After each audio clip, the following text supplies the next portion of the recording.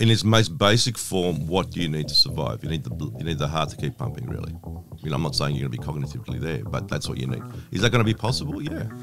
The fact that progeria exists, which is basically the reverse of longevity and immortality, by default, the opposite must exist as well. I'm not saying to live indefinitely, but live a long, up to 150 years plus. I think that's going to be possible in the next 50 years. Welcome to another episode of the Unicorns Podcast. I'm your host, Justin Kelly. Today, our focus company is T3D. Our guest is the Managing Director and CEO of the business, John Conidi. It's on the ASX with the code T3D, and it's one of the most unique tech companies on the public boards. Once known for its pioneering work in 3D printing, T3D has transformed into a high-growth digital technology business, now making bold moves in healthcare, AI and digital assets. The company delivered a 426% increase in revenue last financial year and returned to profitability for the first time in 5 years.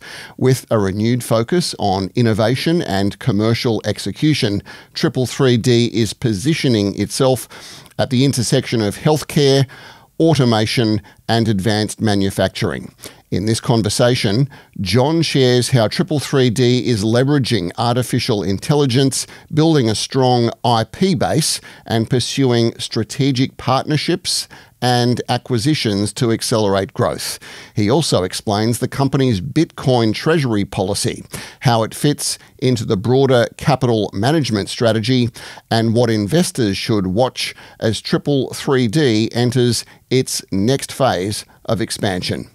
John Conidi, welcome to the program. Thank you, Justin. Much appreciated. For those of us not familiar with T3D, can you give us a snapshot of what the company does and what makes it unique on the ASX? Well, T3D is primarily a digital asset company focused in healthcare. So healthcare data is primarily digital, and that means it's in the form of an image or in the form of names, numbers, and so forth. So unfortunately, that data is a bit disparate. It's not in one location. And what we try and do is essentially just try and build a cake, basically. So we try and get all those ingredients, right? So it could be an image, it could be a date of birth, it could be a patient name, it could be a Medicare number, whatever that, and just start building that cake to the point where we can funnel it into a tube where our AI and all our IP come into place and distribute that patient file, in effect, in a way that it gets the most appropriate practitioner to do it, in this case, a diagnostic image assessment, in the case that it's billed correctly for Medicare purposes, and in the case that that report goes back to that referring practitioner as quickly and as efficiently as possible. So what we're basically doing is minimizing the amount of hands that have to touch all this data. So 5 years ago, 3 years ago, you probably needed probably 20 or 30 people to process the volume of work that we're doing at the moment. We can do that now with, probably 4 or 5 people. Okay. And so how has the company evolved over the years? So the company's been around, I think, since about 2014, and it was originally a 3D printing play, but with a digital asset component. So 3D printing is basically the output. It's like a paper printer, basically. So you need a file that has Word or Excel and a document, and it creates the output. So the digital file is really the important thing, and that's where we sort of learnt a lot about digital assets and attaching valuable data to make that asset even more valuable. Okay, it's unfortunate that you really can't see what we do, but in a way, it's actually a good thing because it's very hard to copy. Would it be fair to say that a lot of your investors or shareholders or the wider retail market doesn't really understand or appreciate the complexity of the tech of T3D and what it is the company does? Yeah, 100%. And it's not done deliberately, but at the same time, we were quite mindful that we don't give all our IP away. Okay. And that's one of the things where in healthcare and also tech generally is that you're seeing commoditization when someone develops something and someone else copies it, and the price of that just drops because people don't distinguish value anymore. They just want the cheapest price, right? And that's something that will probably happen in healthcare, especially in AI space. And you're seeing it now as more players enter that field. So, yes, you're right. I try and explain it as simply as I can without giving too much of our secret sauce away. So you just got to trust me, I suppose. You have described the healthcare market as deep and valuable. Let's get into that a little bit further. Why is this sector such an attractive focus for 3D? It's a great question, and I'll answer it in multiple ways. So healthcare data is a snapshot. It's a moment in time, and it just tells you something at that particular time, which is okay. But what if you're able to track the movement in change?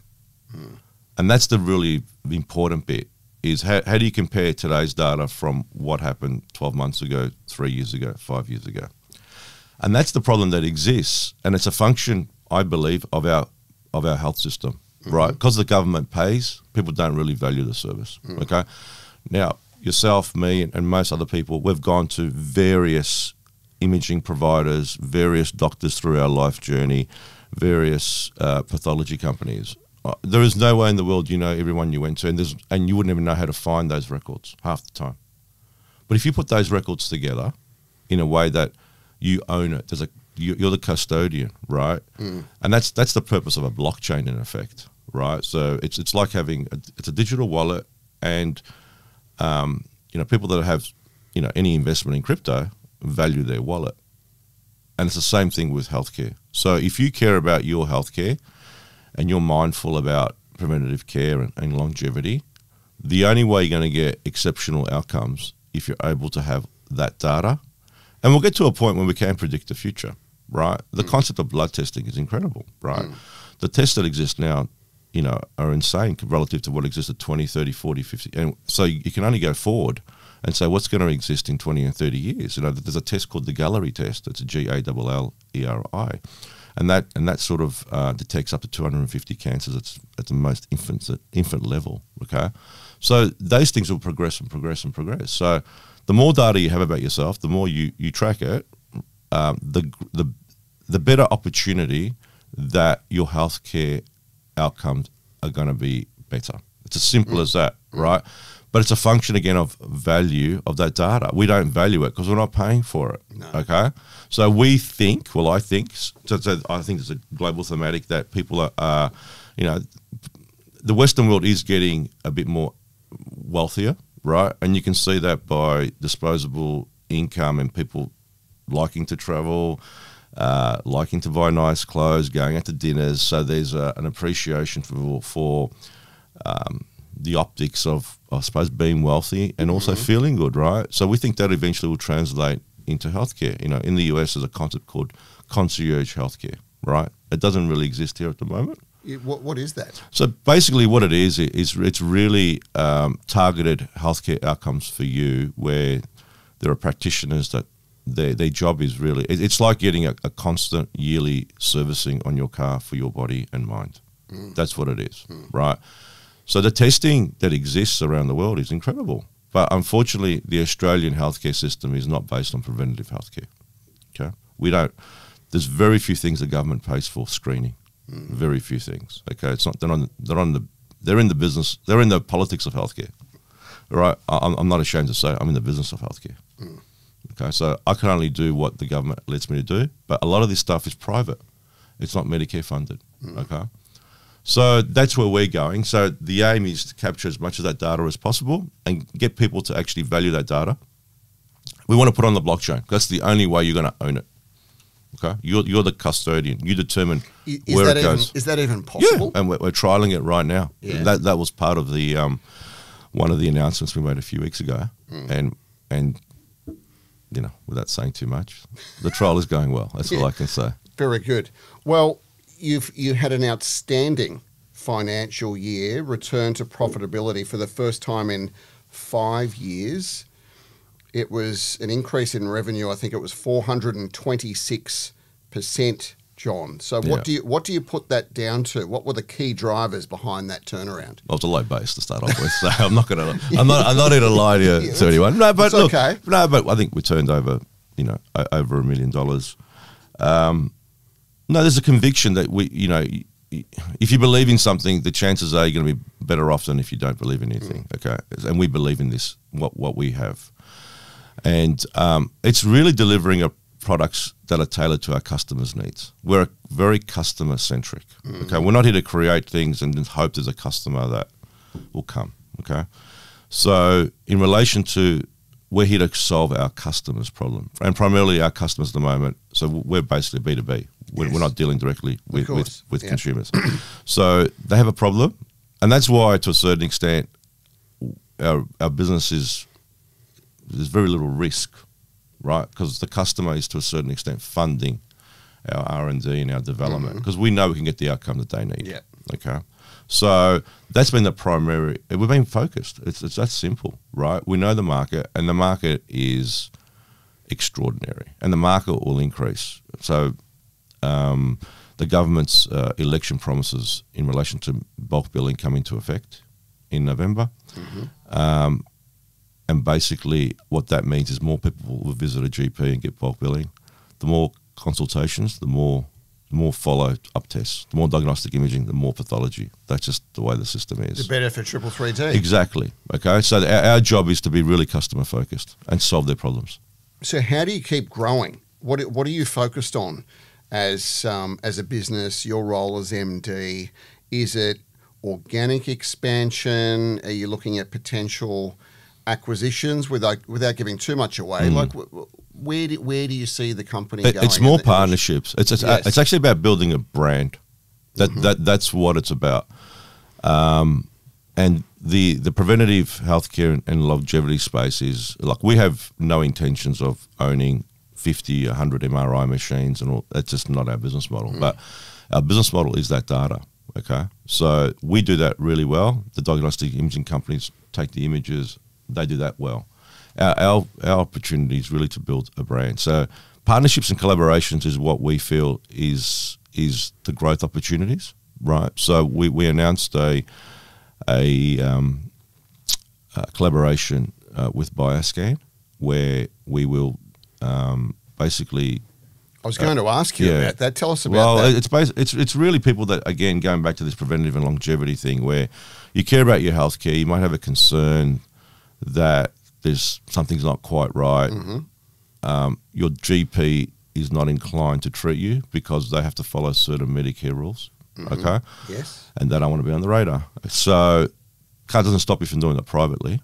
So with us, there'll be a engagement with a practitioner. They'll go through your history, medical records, and they will suggest certain tests to create a baseline, in effect. Right.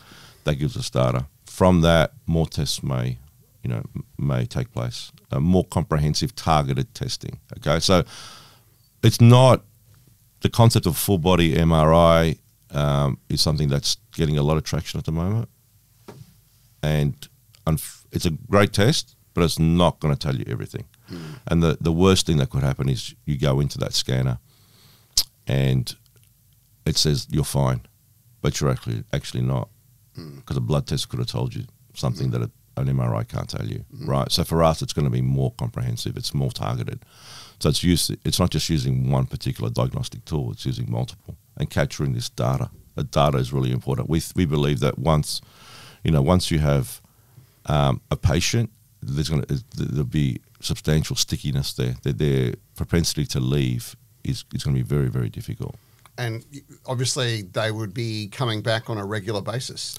Yeah, well, it depends on presumably. Yeah, well, it depends on their state of health. Obviously, if you need a lot of medical attention, it's going to be more often than not. If you don't, again, like your car, you should service it every 12 months or whatever it is. So, but it puts the responsibility back onto the patient. But if you have your data there, but I think over time, AI is incredible at the moment, and it's what's going to happen in the next 10, 5, 20 years is going to be even more insane. So if you look at the data, it's digital. So therefore a computer can actually read it and make sense of it. And that's where when you start overlaying,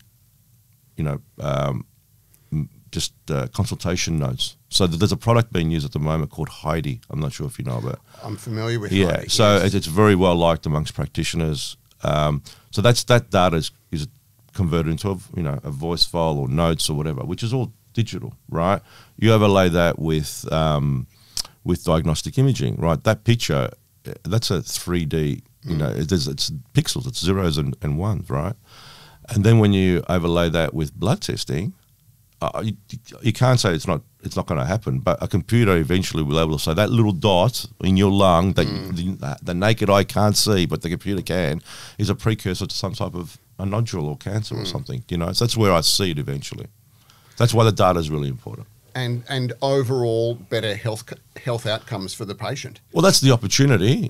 Whether you want to drink a bottle of wine a night and smoke, it's entirely up to you, right? But that's the opportunity, right? So it's interesting how healthcare systems around the world work. In the Western world, right, it's pretty fascinating that, if a radiologist in Australia technically can work, legally can't work in the US and London, but they have basically the same training, right? The machine they use is the same. It's a Siemens or a GE or it's a Toshiba or whatever. It's the same piece of equipment, right? But what you can and can't do globally is basically based on the political environment that you operate in, right? So don't think for 1 minute governments really care about your healthcare. We'll leave that there. Your business sits at the intersection, you've touched on this, of digital assets, AI, and 3D technology. So where do you, John, see the biggest opportunities emerging in these areas? Well, it is what I just said about this preventative care and longevity, and they all play a part. But again, unless you have the data, AI can't do anything. AI ingests data, and from that, it extrapolates an outcome, all right? If like OpenAI exists because it's been fed millions and billions of data samples, right? So that has to come from somewhere. And the same thing with what we're doing, but we're the genesis of that. We're the one that is capturing that data, basically storing it in one particular place with the view of then adding value to it, and using AI, using the most current research in relation to healthcare studies and so forth. How much of your business's edge comes from your IP? And what are you doing to protect and build on that IP base? From my perspective, it's hard. Well, again, we try and be very coy in terms of exactly what we do. Okay. Secondly, it's about building a brand, and it's about building trust with your partners. Okay, that's what it's about. Invariably, over time, people will try and reduce their costs, right? But if you build a brand, you're trustworthy. I think that's what we're trying to build. Like, my job is to predict the future. Okay, well, it is, right? Nostradamus, Conidi. Well, yeah, something like that. Yeah, but if you think about it, the government is going to embrace AI because it will see it as a mechanism to reduce Medicare rebates. Okay, that's just the way it is. So I have to have one eye to that. How do I fit in that? How do I take advantage of that? Okay, so to give you a perfect example, there's a Australian company called Harrison. Okay, they have, we're familiar with that company. So they have, I think Annalise is their AI tool. They have models that do MRI, brain diagnostics and chest and all the rest of it. They're already pricing that in the low dollars per case. Okay, and we're not even that. It should be in the dollars in 5-10 years time, not now. So where's it going to be in 5 or 10 years time? In the sense, and yet of course the government's going to say, well, Mr. Radiologist. The computer can do it just as well as you. So we're going to cut the rebate. That could definitely happen. Because, look, the government obviously has, the healthcare spend has gone berserk. And I have to have one eye to it. I can't be blind to that fact, right? I have to think like the government to a certain degree. Okay, if they cut it, what's my opportunity? Where's my advantage? I'm not saying it's going to happen tomorrow, but invariably it's going to happen. You recently introduced a Bitcoin treasury policy as part of your capital management approach. I'm keen to understand the rationale behind all of that, and can you explain how that works and how it fits into your broader financial strategy? It's actually very simple, right? Like I'll try and break it down to as simple as possible. Let's take it down to you personally or to myself. You work, you pay your bills, you might have savings. You can choose to leave those savings in the bank, or you can choose to invest those savings into something that you think will generate you possibly a better return. And it can be, you can buy some equity, some stocks, you can buy some gold, you can buy some cryptocurrency, you can put a deposit on a house, right? That's what the Bitcoin treasury is. It's basically the savings of the company that we're saying, you know what, we actually believe in Bitcoin. We know that over time it will generate substantial wealth, okay? We know that there's only 21 million that ever be mined. So therefore, this is cash that we have that's spare. We would rather have it in an asset that is maintaining its value or increasing, rather than in cash where, you know, every quarter when the inflation number comes out, that cash, that dollar is buying me less and less. So it's as simple as that. We have a very strong conviction towards Bitcoin. We have incredible, let's call it community network in that space that spans globally. Okay? Yes. Can you tell us more about that? Yeah, well, one of the directors, Richard Petty, is highly involved in those communities. And if you go online or you go onto the... I've seen. The X, you know, they are connections that we have, and I've been invited to attend the Cantor Fitzgerald AI Crypto Conference in Miami in a few weeks' time. And if you pull it up online and you look at the speakers list, you'll be blown away, mate. It's who's who of crypto, of politics, of Wall Street. Kathy Wood's there from ARK Investments. You got the Winklevoss brothers that are there. You've got the Trump boys that are there. You got you know, Mr. Wonderful, Kevin O'Leary that's there, I think. So you've got so many people that are there, right? And luckily enough, I've been invited to attend. And, you know, we're an environment where partnerships, friend network means a lot. Without saying much more. Just to close the loop on that, John, how do you see that part of the business, your investment in Bitcoin with reserve cash, evolving in the coming years? Well, the aim is to increase that, right? Yes. That's the aim, and that'll be done in conjunction with the regulator.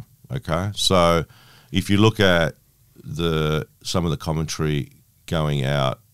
And we're a believer of this. Michael Saylor from Strategy, who was the creator, I suppose, of BTCs or DATs. He basically says that there'll be a BTC monster in every capital market. Okay, and there will, right? Strategy will be the US and maybe some other areas. You've got Metaplanet that's based in Japan. You'll have someone in Europe, and you'll have someone in Australia, right?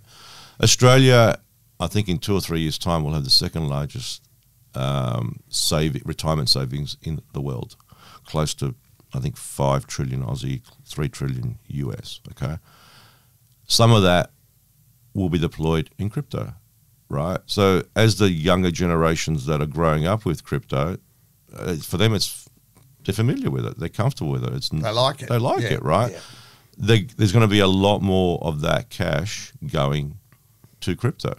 And, you know, don't be surprised to see in the next few years that if you do have an industry fund or someone else manages your money for you in super, that you'll have a box that says, you know, I want to put money in crypto, and you can say I want 20% of it in crypto or whatever. And that the chances are that will probably be deployed through a BTC rather than directly into Bitcoin. There's still an anxiety. Yes. In relation to having a wallet, all the codes that the passkeys and so forth that go with it. So So we're in a very good position to take advantage of that, right? It's a long-term strategy. It's not, it's not about let's put all our money tomorrow in Bitcoin. We've got a business to run. It's very, very important. The reward from that business is the savings, is the profit, is the cash flow that then goes into generating more wealth. Yes. Okay, so that's the critical component here. Are you surprised that other companies aren't following your lead and doing the same thing? Well, they are, and again, I think some of them had some headwind issues with the regulator. Yes. We've got some good people behind us.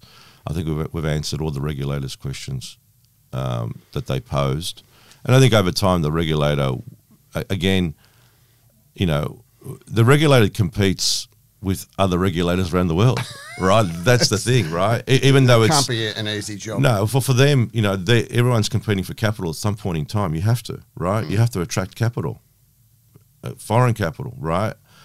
And you don't want your own capital going offshore either. So you got to make it inviting. So financial innovation is going to be very, very important. It's something that really isn't happening in Australia, but it's going to have to happen sooner or later because you'll see substantial withdrawals. Okay, and you can't have that. It has a massive effect on currency and so forth. So I think eventually the regulator has to, from a competing perspective, compete with other global regulators. You're seeing not only that, you're seeing a tremendous amount of Australians that actually have a desire for entrepreneurial spirit, have an entrepreneurial spirit, leaving and going to Dubai. Yeah, because they're arbitraging the tax rate. Yeah, right. There's no difference here. Well, let's look ahead, John. We're almost at the end of calendar year 2025. What are your priorities and goals for 2026? Well, the aim is really to build on the relationships that we have at the moment and try and extract more value out of those, and I think we can. It's a constantly evolving market, okay, in terms of the IT space. The technology is really important. You can always get, I got involved in the diagnostic imaging space more than 25 years ago, and at the time it was, darkroom stuff, mate. Right? Okay? So it's been some incredible advancements. So you can only wonder what's going to happen in the next 25 years. But for us, it is about revenue. It's about adding shareholder wealth, right? So, but at the same time, cash flow is really important. We're lucky in that Australia does provide very, I suppose, substantial and positive government benefits in relation to R&D. Okay, that's one of the things, and our what we do is substantially R&D. So for every dollar we spend, the government does give us back 43 cents and a half in cash, right? So that's really, so we have the confidence to go out and do the R&D, right? Knowing that it's not, you lose a dollar, right? Because you don't. But at the same time, we sort of know before we start whether it's going to work or not. We have enough expertise in this field. So shareholder value is a function of, it's a derivative of some other number or combination of numbers, right? So revenue is going to be really important for us, cash flow and profitability as well, right? But we're not going to do anything silly. There's an immense amount of opportunities out there. That's all I can say. Like, it's a very exciting space. So, we're hopeful that some new initiatives will start coming through. In the first quarter of the new calendar year, so the third quarter of the financial year. You're teasing us, John. No, I am. I have to. These are all. Again, it's collaborations and discussions with people, but there's a lot of opportunities out there, right? And we look very granular, okay, at different levels. So we're not just broadly, we look at very specific industries in the healthcare market and what are their problems, what do they need, how can I help them, how can I help them have a better relationship with their patient, get better patient outcomes, okay? That's what, and there's immense opportunities there that actually it's very exciting for us. So hopefully that they'll all sort of start getting rolled out, January, February. So T3D is an Australian domiciled public company, but what is the opportunity for your business globally? Again, I don't want to give too much away, but I sort of went back. If we go back to what I said at the start, I said that the radiologists, whether you're Australian or English or American, right? You know your stuff. The equipment they use is the same, but the way they practice is different. Okay, that in itself creates an opportunity. There's a lot of imaging that gets done around the world in certain sectors, and I'm not going to say those sectors because it's in my IP. Yep. That doesn't actually get a radiology report, so someone's holding the risk. Okay, that is very exciting for us because that's an online platform. It spits out, it goes through our IP and it spits out a result, and it alleviates a risk for a fee. Again, that fee is getting to the point where it's actually marketable, meaning I can make $1 and the person that's using it is not being adversely, financially worse off. Okay, so that's the global market there, and that market is predominantly more in the Western space, so US, Australia, Europe, but there's incredible amounts of opportunities. That involves a lot more. We've been working on this for quite a while, and that's a lot more AI based, and it's you need to get it right. Can't go to market with a product that's not 100% there, right? So, and there's always something coming up. There's always an opportunity, right? So hopefully that answers the question without getting too much Definitely away. a case of watch this space. Before you go, Yeah. I was going through some archives of one of your interviews from many years ago, John. Did I have white hair then? Probably not. Your hair was still 10 out of 10. Where you talked about, and this goes back to, I suppose, the grand thesis of healthcare, but you were talking about immortality. I'm very keen, in the little time we have left, to get into that a little bit further. John, what No, what are your thoughts? I believe it's possible. It's as simple as that. If you look at people are living longer, right? In its most basic form, what do you need to survive? You need the heart to keep pumping, really. I'm not saying you're going to be cognitively there, but that's what you need. Is that going to be possible? Yeah. Some of the things that's happening in relation to genomics and tissue repair and all the rest of it is crazy, right? I'm not a clinician, so I'm not going to go into it deeply. But the fact that progeria exists, which is basically the reverse of longevity and immortality, by default, the opposite must exist as well. I'm not saying to live indefinitely, but live a long, up to 150 years plus. I think that's going to be possible in the next 50 years. That's what I think. John Conidi, always great to catch up with you. You are the CEO and Managing Director of T3D. It's on the ASX with the code T3D. John, thanks for coming into the studio and all the very best. Thank you very much. Ahead. Thank you, Justin. Thank you.